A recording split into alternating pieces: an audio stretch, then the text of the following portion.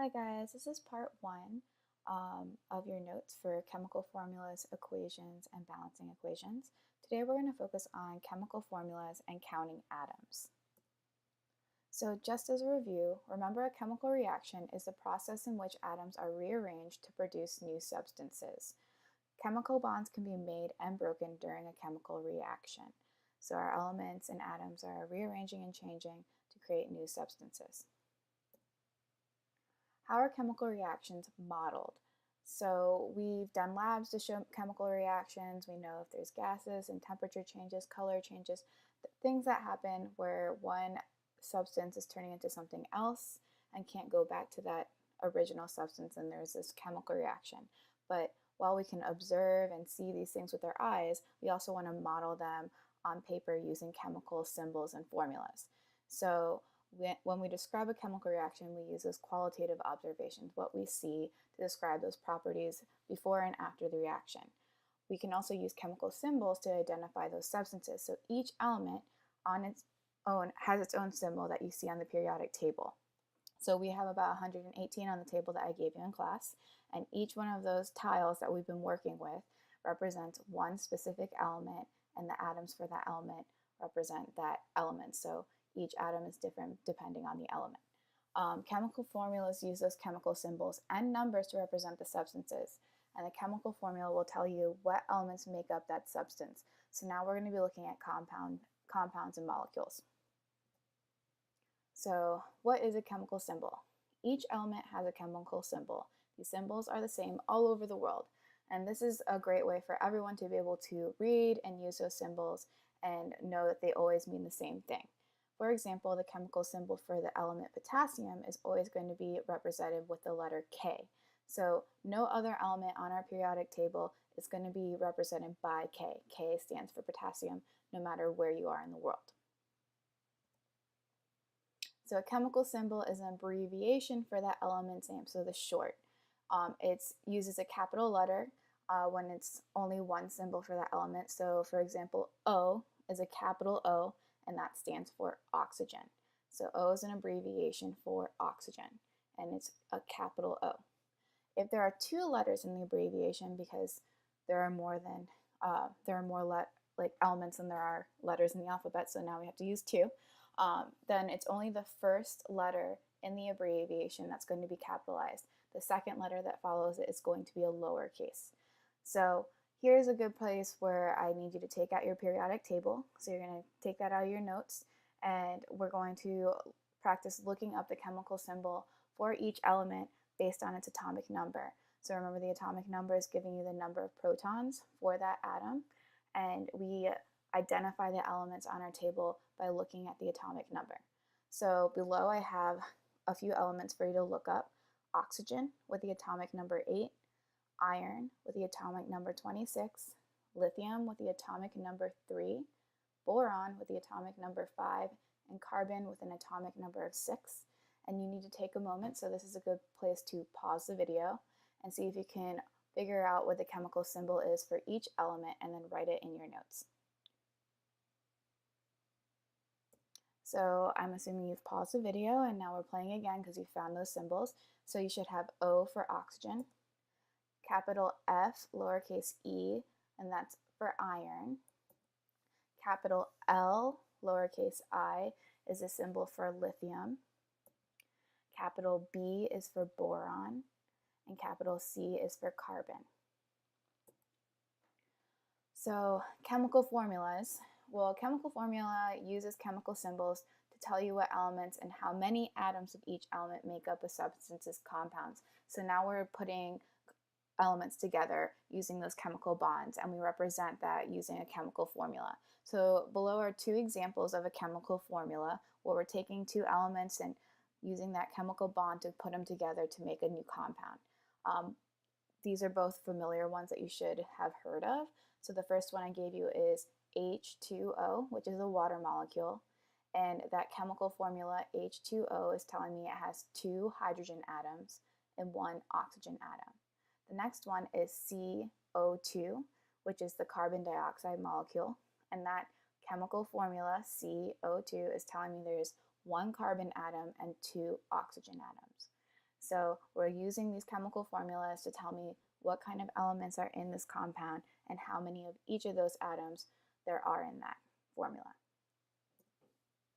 So all the substances can be represented by a chemical formula. Examples of everyday substances are below, so just some things that you may have seen or heard of. We have the common name, the chemical name, a chemical formula, and a picture. So we have chalk, which is also called calcium carbonate, and the chemical formula is CaCO3. Sugar, salt, and their chemical name and their chemical formulas. So every substance has a chemical formula that can represent that substance, and that chemical formula can tell us what kind of elements make up that substance. So there are two numbers in these chemical formulas. We have subscripts and coefficients. Subscripts are the little tiny numbers that are below the formula and the symbol, and it's on the right. So a good way to remember subscript is that sub means below. So any number that is below and tiny, that's your subscript, and that's going to tell you how many of the atoms that there are for that element. The next is a coefficient, which is that larger number usually that is always in front of the formula, and the coefficients tell you how many of that compound there are. So for example, 3H2O means there are 3 water molecules. So we're going to go into that a little bit. So just reiterating with some pictures, we have Na2SO4, and just focusing on the subscripts, just to reiterate, subscripts are below, so you see them circled here. And then you'll notice that there's a 2 subscript for Na, and remember, Na is the symbol for sodium. It has a capital N and a lowercase a, so those 2 letters go together for that symbol. And the subscript 2 is telling me there are 2 sodium atoms. And the S stands for sulfur. And notice there is no subscript. So when there isn't a subscript, that's telling you that there is 1 atom for that element.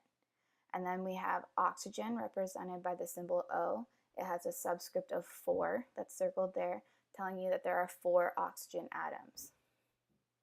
So remember, subscripts tell you how many atoms of that element are present, and if there is no subscript next to that element, then there is 1 atom for that element.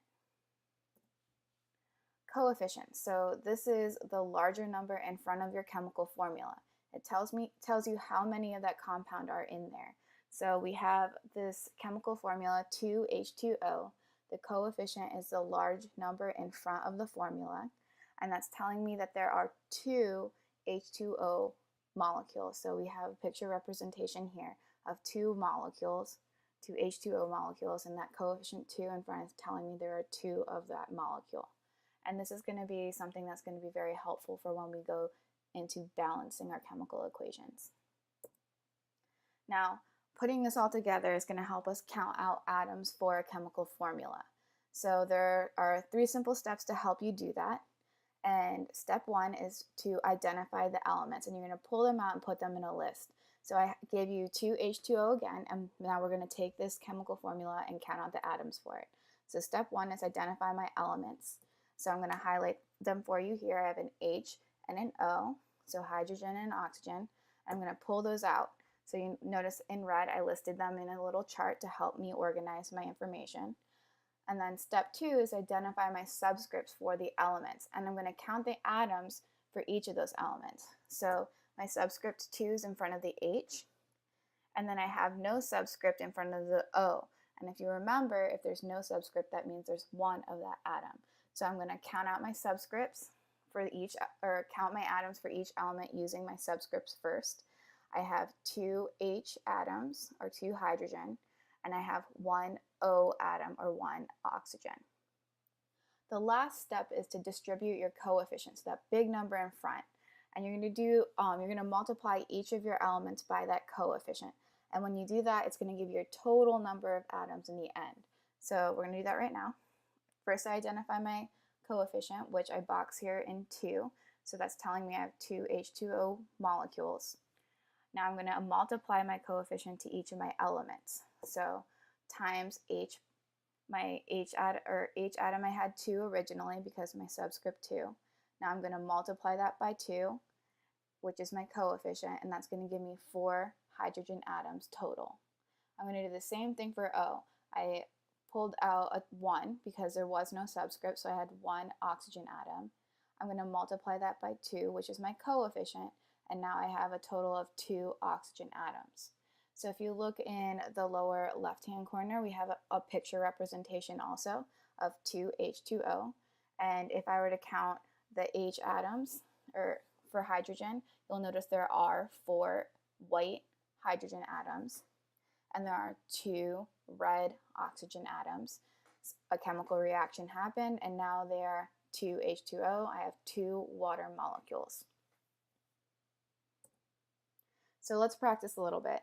In your notes, you're going to have a set of practice problems, and we're going to work through the first 2 together, and then the rest of that is going to be your homework, and then we'll go over those answers together in class the next day. So your first chemical formula is Na2CO3.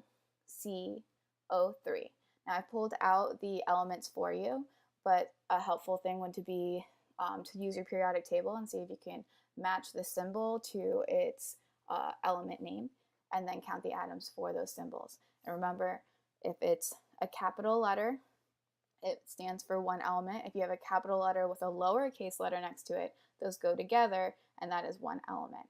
So this is a good time to pause the video, identify your elements, and then count the number for each element, or number of atoms for each element. Okay, so we're back, and we're going to go through your answers.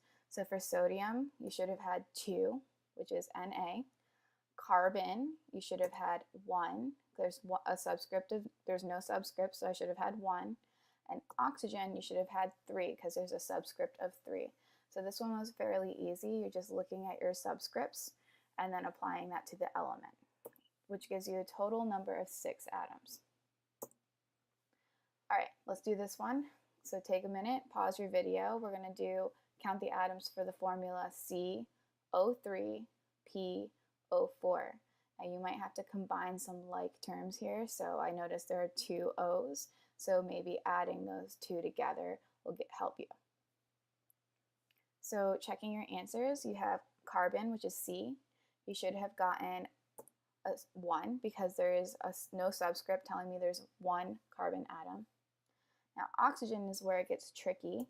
You should have had 7. So I noticed there are 2 O's here listed in this formula. So O3 is telling me there are 3 oxygen atoms there, and O4 is telling me there are 4 oxygen atoms there. So 4 plus 3 is 7, giving me a total of 7 oxygen atoms.